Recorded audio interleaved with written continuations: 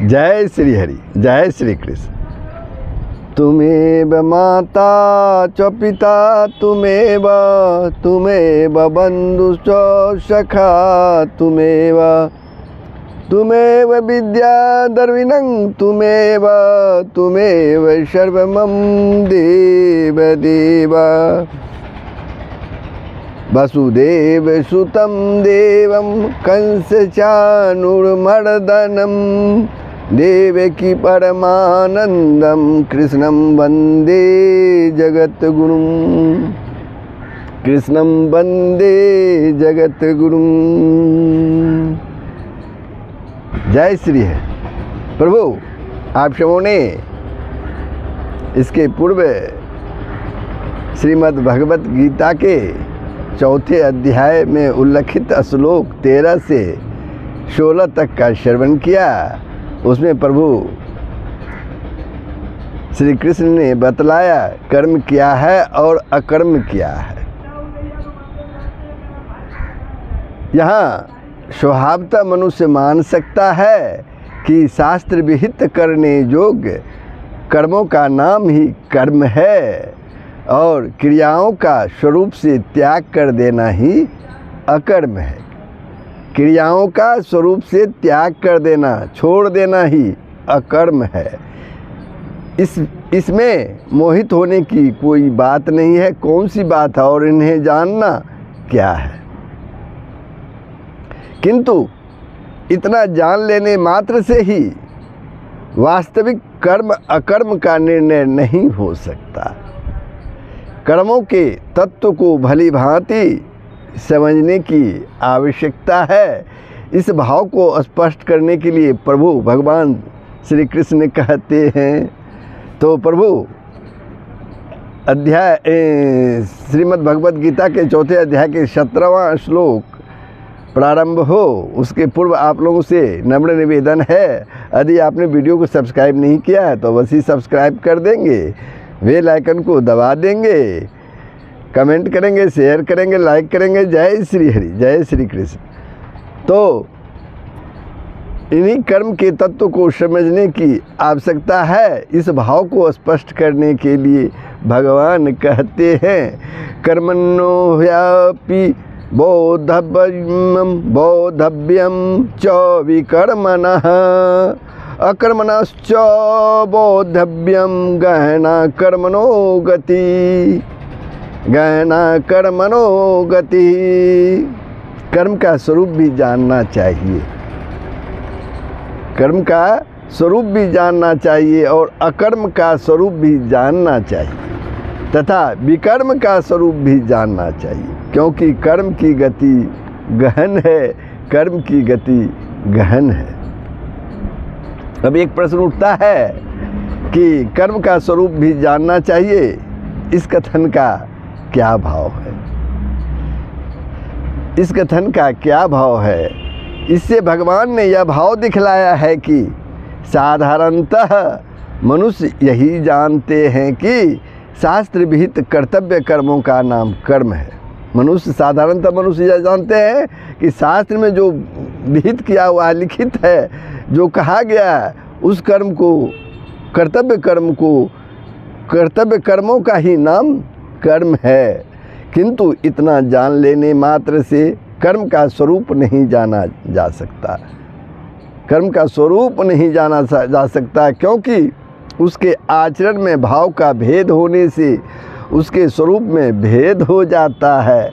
अतः किस भाव से किस प्रकार की हुई कौन सी क्रिया का नाम कर्म है एवं किस स्थिति में किस मनुष्य को कौन सा शास्त्र विहित कर्म किस प्रकार करना चाहिए, इस बात को शास्त्र के ज्ञाता तत्वज्ञ महापुरुष ही ठीक ठीक जानते हैं।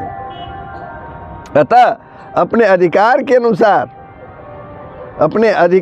अनुसार वर्णाश्रमोचित कर्तव्य कर्मों को आचरण में लाने के लिए तत्ववेत्ता महापुरुषों द्वारा उन कर्मों को समझना चाहिए और उनकी प्रेरणा और आज्ञा के अनुसार उनका आचरण करना चाहिए। प्रभु श्री कृष्ण कहते हैं। अब अकर्म का स्वरूप भी जानना चाहिए। इस कथन का क्या भाव है। अकर्म का स्वरूप भी जानना चाहिए, इस कथन का क्या भाव है।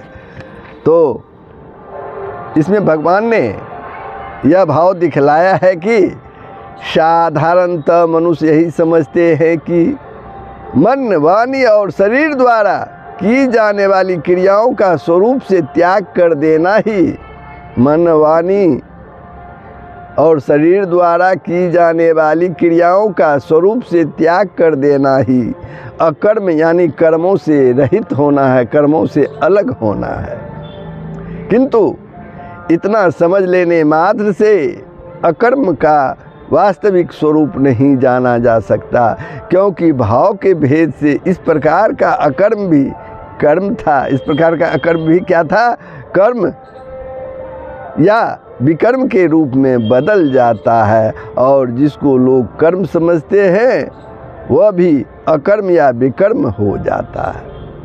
अतः किस भाव से किस प्रकार की हुई कौन सी क्रिया या उसके त्याग का नाम अकर्म है, एवं किस स्थिति में किस मनुष्य को किस प्रकार उसका आचरण करना चाहिए, इस बात को तत्वज्ञानी महापुरुष ही ठीक ठीक जान सकते हैं।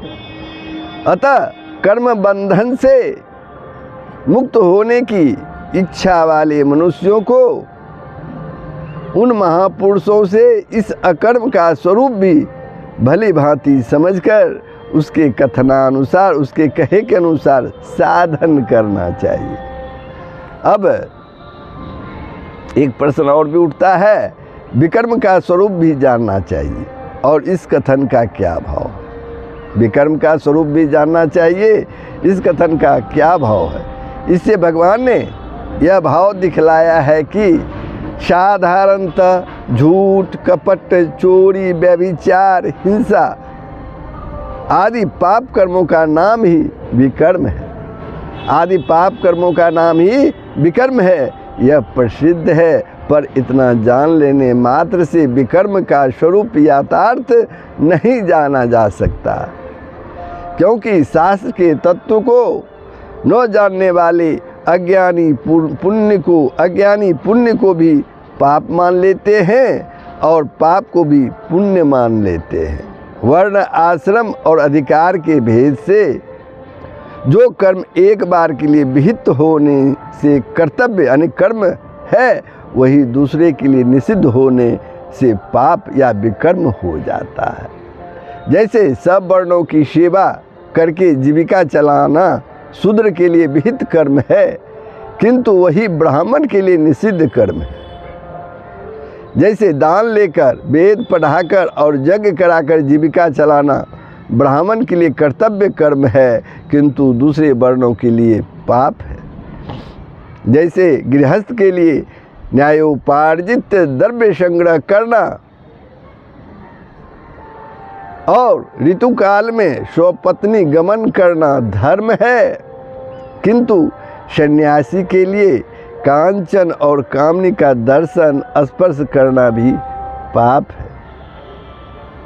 अतः झूठ, कपट, चोरी, व्यभिचार, हिंसा आदि जो सर्वसाधारण के लिए निषिद्ध है तथा अधिकार भेद से जो भिन्न भिन्न व्यक्तियों के लिए निषिद्ध है, उन सब का त्याग करने के लिए विकर्म के स्वरूप को भली भांति समझना चाहिए, भगवान श्री कृष्ण कहते हैं। इसका स्वरूप भी तत्ववेता महापुरुष ही ठीक ठीक बतला सकते हैं। अब एक प्रश्न और भी है, कर्म की गति गहन है, इस कथन तथा ही अव्यय के प्रयोग का क्या भाव है। ही अव्यय यहाँ हेतुवाचक है। इसका प्रयोग करके उपयुक्त वाक्य से भगवान ने यह भाव दिखलाया है कि कर्म का तत्व बड़ा ही गहन है। कर्म क्या है, अकर्म क्या है, विकर्म क्या है, इसका निर्णय हर एक मनुष्य नहीं कर सकता। जो विद्या बुद्धि की दृष्टि से पंडित और बुद्धिमान हैं, वे भी कभी कभी इसके निर्णय करने में असमर्थ हो जाते हैं। अतः कर्म के तत्व को भली भांति जानने वाले महापुरुषों से इसका तत्व समझना आवश्यक है। इस प्रकार श्रोता के अंतःकरण में रुचि और श्रद्धा उत्पन्न करने के लिए कर्म तत्व को गहन एवं उसका जानना आवश्यक बतलाकर अब अपनी प्रतिज्ञा के अनुसार भगवान कर्म का तत्व समझाते हैं। कर्म का क्या तत्व है अगले श्लोक 18 में समझाते हैं। कर्मण्य कर्म यः पश्येद कर्मणि च कर्म यः स बुद्धिमान मनुष्येषु स युक्तः कृत्सन कर्म कृतः। जो मनुष्य कर्म में अकर्म देखता है, जो मनुष्य कर्म में अकर्म देखता है और जो अकर्म में कर्म देखता है वह मनुष्यों में बुद्धिमान है तथा वह योगी समस्त कर्मों को करने वाला है। वह योगी समस्त कर्मों को करने वाला है। अब एक प्रश्न है, कर्म में अकर्म देखना क्या है? कर्म में अकर्म देखना क्या है तथा इस प्रकार देखने वाला मनुष्यों में बुद्धिमान, योगी और समस्त कर्म करने वाला कैसे है? तो प्रभु कहते हैं, लोक प्रसिद्धि में मन, बुद्धि, इंद्रिय और शरीर के व्यापार मात्र का नाम कर्म है। उनमें से जो शास्त्र विहित कर्तव्य कर्म है उसको कर्म कहते हैं और शास्त्र निषिद्ध पाप कर्मों को विकर्म कहते हैं। शास्त्र निषिद्ध पाप कर्म सर्वथा त्याज है, सदा के लिए त्याग करने योग्य है, इसलिए उनकी चर्चा यहाँ नहीं की गई है। अतः यहाँ जो शास्त्र विहित कर्तव्य कर्म है उनमें अकर्म देखना क्या है, इसी बात पर विचार करना है। जग, दान, तप तथा वर्णाश्रम के अनुसार जीविका और शरीर निर्वाह संबंधी जितने भी शास्त्र विहित कर्म हैं उन सब में आसक्ति, फलेच्छा, ममता और अहंकार का त्याग कर देने से वे इस लोक या परलोक में सुख दुखादि फल भुगताने के और पुनर्जन्म के हेतु नहीं बनते, बल्कि मनुष्य के पूर्वकृत समस्त शुभाशुभ कर्मों का नाश करके उसे संसार बंधन से मुक्त करने वाले होते हैं। उसे संसार बंधन से मुक्त करने वाले होते हैं। इस रहस्य को समझ लेना ही कर्म में अकर्म देखना है। इस प्रकार कर्म में अकर्म देखने वाला मनुष्य आसक्ति, फलेच्छा और ममता के त्याग पूर्वक ही विहित कर्मों का यथा योग्य आचरण करता है। अतः वह कर्म करता हुआ भी उनसे लिप्त नहीं होता, इसलिए वह मनुष्यों में बुद्धिमान है। वह परमात्मा को प्राप्त है, इसलिए योगी है और उसे कोई भी कर्तव्य शेष नहीं रहता। वह कृत्य हो गया है, इसलिए वह समस्त कर्मों को करने वाला है। अब एक प्रश्न और भी है कि अकर्म में कर्म देखना क्या है तथा इस प्रकार देखने वाला मनुष्यों में बुद्धिमान, योगी और समस्त कर्म करने वाला कैसे है? लोक प्रसिद्धि में मन, वाणी और शरीर के व्यापार को त्याग देने का ही नाम अकर्म है। यह त्याग रूप अकर्म भी आसक्ति, फलेच्छा, ममता और अहंकार पूर्वक किया जाने पर पुनर्जन्म का हेतु बन जाता है। इतना ही नहीं, कर्तव्य कर्मों की अवहेलना से या दंबाचार के लिए किया जाने पर तो यह विकर्म यानी पाप के रूप में बदल जाता है। इस रहस्य को समझ लेना ही अकर्म में कर्म देखना है। इस रहस्य को समझने वाला मनुष्य किसी भी वर्णाश्रमोचित कर्म का त्याग न तो शारीरिक कष्ट के भय से करता है, न राग द्वेष अथवा मोहबस और न मान, बड़ाई, प्रतिष्ठा या अन्य किसी फल की प्राप्ति के लिए ही करता है।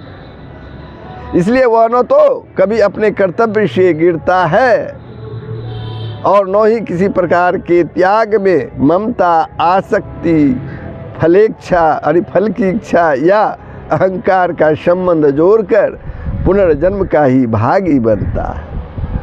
इसलिए वह मनुष्यों में बुद्धिमान है, उसका परम पुरुष परमेश्वर से संयोग हो चुका है, इसलिए वह जोगी है और उसके लिए कोई भी कर्तव्य शेष नहीं रहता, इसलिए वह समस्त कर्म करने वाला है।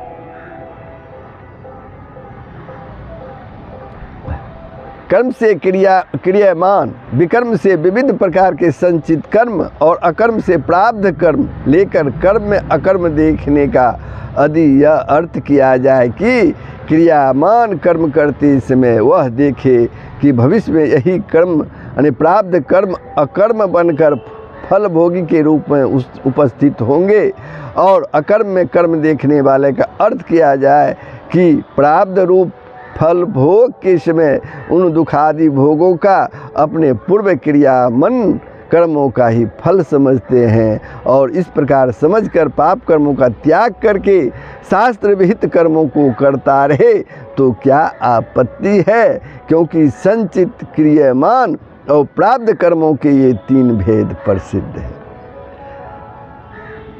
इसका भाव है, ठीक है, ऐसा मानना बहुत लाभप्रद है और बड़ी बुद्धिमानी है, किंतु ऐसा अर्थ मान लेने से कवयोपयत्र मोहिता गहना कर्मण्यो गति यज्जगत्वा मोक्षे शुभात् सहयुक्तः कृतस्न कर्म कृतः तमाहु पंडितः बुद्धा नैव किंचित करोति सह आदि वचनों की संगति नहीं बैठती। अतएव यह अर्थ किसी अंश में लाभप्रद होने पर भी प्रकरण विरुद्ध है।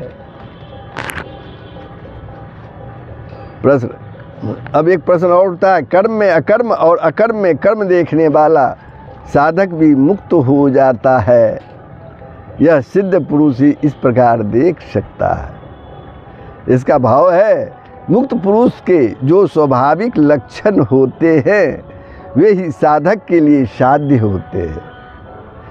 अतः मुक्त पुरुष तो स्वभाव से ही इस तत्व को जानता है और साधक उनके उपदेश द्वारा जानकर उस प्रकार साधन करने से मुक्त हो जाता है। इसलिए भगवान ने कहा है कि मैं तुझे वह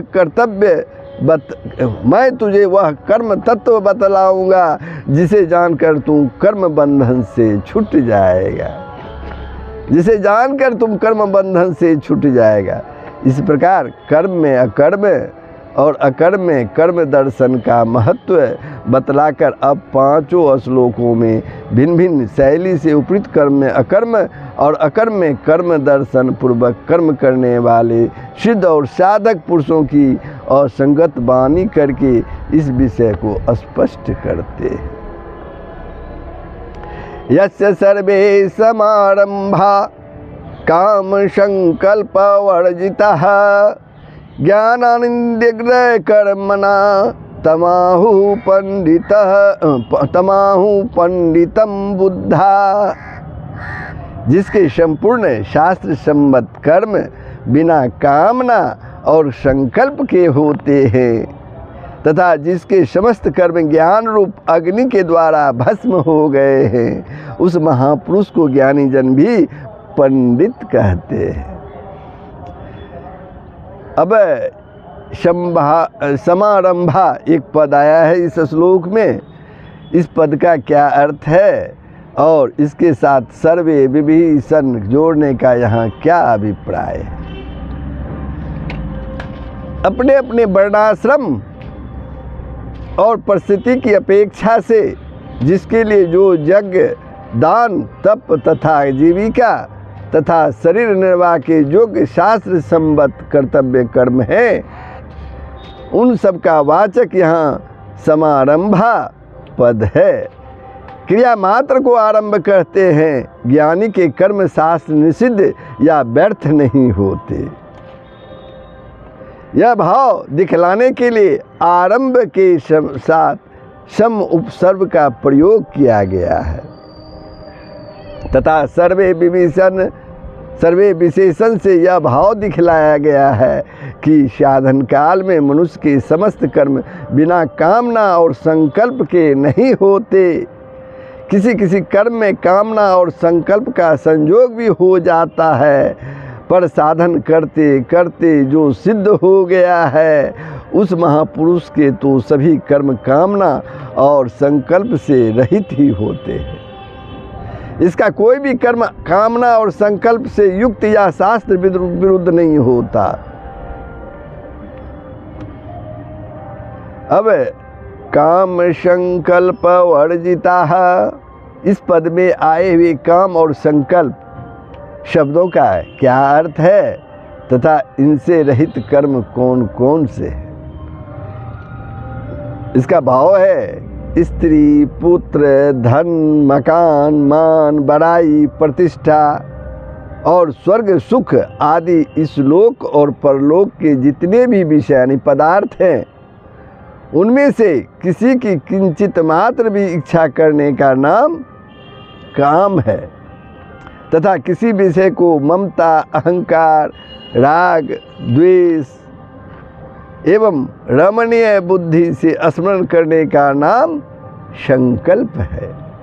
कामना संकल्प का कार्य है और संकल्प इसका कारण है। विषयों का स्मरण करने से ही उसमें आसक्ति होकर कामना की उत्पत्ति होती है। जिन कर्मों में किसी वस्तु के संयोग वियोग की थोड़ी भी कामना नहीं है, जिनमें ममता, अहंकार और आसक्ति का सर्वथा अभाव है और जो केवल लोक संग्रह के लिए चेष्टा मात्र किए जाते हैं, वे सब कर्म काम और संकल्प से रहित हैं। एक शब्द आया है संकल्प, इसका अर्थ तथा स्फुरन मात्र मान लिया जाए तो क्या हानि है? कोई भी कर्म बिना स्फुरन के नहीं हो सकता। पहले स्फुरन होकर ही मन, वाणी और शरीर द्वारा कर्म किए जाते हैं। अन्य कर्मों की तो बात ही क्या, बिना स्फुरन के तो खाना पीना और चलना फिरना आदि शरीर निर्वाह के कर्म भी नहीं हो सकते। फिर इस श्लोक को समारंभा पद से बतलाए हुए शास्त्र विहित कर्म कैसे हो सकते हैं? इस कारण यहाँ संकल्प का अर्थ स्फुरन मात्र मानना उचित प्रतीत नहीं होता। एक पद है ज्ञानाग्नि दग्ध कर्मन्नानम, पद में ज्ञानाग्नि शब्द किसका वाचक है और उसके द्वारा कर्मों का दग्ध हो जाना क्या है?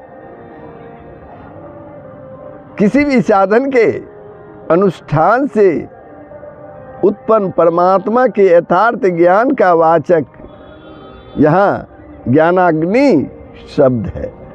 यहाँ ज्ञानाग्नि शब्द है।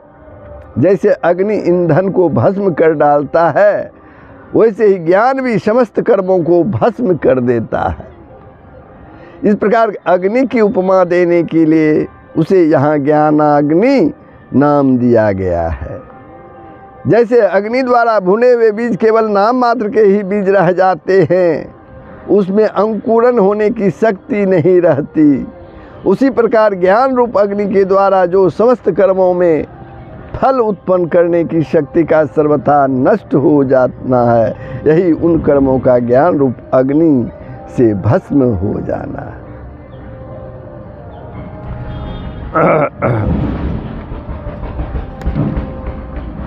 यहाँ बुद्धा पद किनका वाचक है और उपयुक्त प्रकार से जो ज्ञानाग्नि दग्ध कर्मा हो गया है उसे वे पंडित कहते हैं। इस कथन का क्या अभिप्राय है? इस कथन का क्या अभिप्राय है? बुद्धा पद यहाँ तत्वज्ञानी महात्माओं का वाचक है। बुद्धा पद जो यहाँ आया है वह तत्व महाज्ञानी महात्माओं का वाचक है और उपर्युक्त पुरुष को वे पंडित कहते हैं। इस कथन से उपर्युक्त सिद्ध योगी की विशेष प्रशंसा की गई है। अभिप्राय यह है कि कर्मों में ममता, आसक्ति, अहंकार और उनमें अपना किसी प्रकार का कोई प्रयोजन नहीं रहने पर भी उसका स्वरूपतः त्याग न करके लोक संग्रह के लिए समस्त शास्त्र विहित कर्मों की विधि पूर्वक भली भांति करते रहना बहुत ही धीरता, वीरता, गंभीरता और बुद्धिमत्ता का काम है। इसलिए ज्ञानी लोग भी उसे पंडित यानी तत्वज्ञानी महात्मा कहते हैं। त्यक्त्वा कर्म फलासंगम नित्य तृप्तो निरासरः कर्मण्येभिः प्रवृत्तोऽपि नैव किंचित करोति सः। जो पुरुष समस्त कर्मों में और उनके फल में आसक्ति का सर्वथा त्याग करके संसार के आश्रय से रहित हो गया है और परमात्मा में नित्य तृप्त है, वह कर्मों में भली भांति बरतता हुआ भी वास्तव में कुछ भी नहीं करता। अब यहाँ प्रश्न है, समस्त कर्मों में और उनके फल में आसक्ति का सर्वथा त्याग करना क्या है? यज्ञ, दान और तप तथा जीविका और शरीर निर्वाह के लिए जितने भी शास्त्र विहित कर्म हैं, उनमें जो मनुष्य की स्वाभाविक आसक्ति होती है, जिसके कारण वह उन कर्मों के किए बिना नहीं रह सकता और कर्म करते समय उनमें इतना संलग्न हो जाता है कि ईश्वर की स्मृति या अन्य किसी प्रकार का ज्ञान तक नहीं रहता, ऐसी आसक्ति से सर्वथा रहित हो जाना, किसी भी कर्म में मन का तनिक भी आसक्त न होना, कर्मों में आसक्ति का सर्वथा त्याग कर देना है और उन कर्मों से प्राप्त होने वाले इस लोक या परलोक के जितने भी भोग हैं, उन सब में जरा भी ममता, आसक्ति और कामना न रहना, कर्मों के फल में आसक्ति का त्याग कर देना है। अब एक प्रश्न और भी है, इस प्रकार आसक्ति का त्याग करके निराश्रय और नित्य तृप्त हो जाना क्या है? निराश्रय और नित्य तृप्त हो जाना क्या है? आसक्ति का सर्वथा त्याग करके शरीर में अहंकार और ममता से सर्वथा रहित हो जाना और किसी भी सांसारिक वस्तुओं के या मनुष्य के आश्रित न होना, अर्थात अमुक वस्तु या मनुष्य से ही मेरा निर्वाह होता है, यही आधार है, इसके बिना काम ही नहीं चल सकता। इस प्रकार के भाव का सर्वथा अभाव हो जाना ही निराश्रय हो जाना है। ऐसा हो जाने पर मनुष्य को किसी भी सांसारिक पदार्थ की किंचित मात्र भी आवश्यकता नहीं रहती, वह पूर्ण काम हो जाता है। उसे परमानंद स्वरूप परमात्मा की प्राप्ति हो जाने के कारण वह निरंतर लगातार आनंद में मग्न रहता है। उसकी स्थिति में किसी भी घटना से कभी जरा भी अंतर नहीं पड़ता और वही उसका नित्य तृप्त हो जाना है। कर्मणि अभिप्रवृत्तः अपि न एव किंचित करोति सः। इस वाक्य में अभी उपसर्ग के तथा अपि और एव जो है अव्यय के प्रयोग का क्या अभ्यास है? अभी उपसर्ग से यह बात दिखलाई गई है कि ऐसा मनुष्य भी अपने वर्णाश्रम के अनुसार शास्त्र विहित सब प्रकार के कर्म भली भांति सावधानी और विवेक के सहित विस्तार पूर्वक कर सकता है। अभी अव्यय से यह भाव दिखलाया गया है कि ममता, अहंकार और फलासक्ति युक्त मनुष्य तो कर्मों का स्वरूप त्याग करके ही कर्म बंधन से मुक्त नहीं हो सकता और वह नित्य तृप्त पुरुष समस्त कर्मों को करता हुआ भी उनके बंधन में नहीं पड़ता। तथा एव अव्यय से यह भाव दिखलाया गया है इस श्लोक में कि उन कर्मों में से उसका जरा भी संबंध नहीं रहता, अतः वह समस्त कर्म करता हुआ भी वास्तव में अकर्ता ही बना रहता है। इस प्रकार यह बात स्पष्ट कर दी गई है कि कर्म में अकर्म और अकर्म में कर्म देखने वाले मुक्त पुरुष के लिए उसके पूर्ण काम हो जाने के कारण कोई भी कर्तव्य शेष नहीं रहता। उसे किसी भी वस्तु की किसी रूप में भी आवश्यकता नहीं रहती। अतः वह जो कुछ कर्म करता है, वह जो कुछ भी कर्म करता है या किसी क्रिया के उपरत हो जाता है, सब शास्त्र सम्मत और बिना आसक्ति के केवल लोक संग्रहार्थ ही करता है। इसलिए उसके कर्म वास्तव में कर्म नहीं होते। तो उपरोक्त श्लोक में यह बात कही गई है कि ममता, आसक्ति, फलेच्छा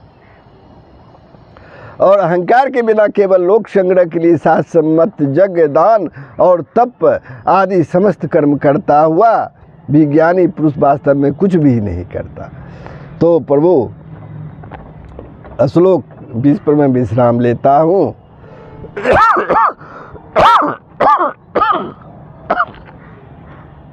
यह प्रसंग कैसा लगा कमेंट के माध्यम से अवश्य बताएंगे। वीडियो को सब्सक्राइब नहीं किए तो सब्सक्राइब कर देंगे। जय श्री हरि। सबका कल्याण होगा, पूरे विश्व का कल्याण होगा। यही सनातन धर्म का मूल तत्व है। जय श्री हरि।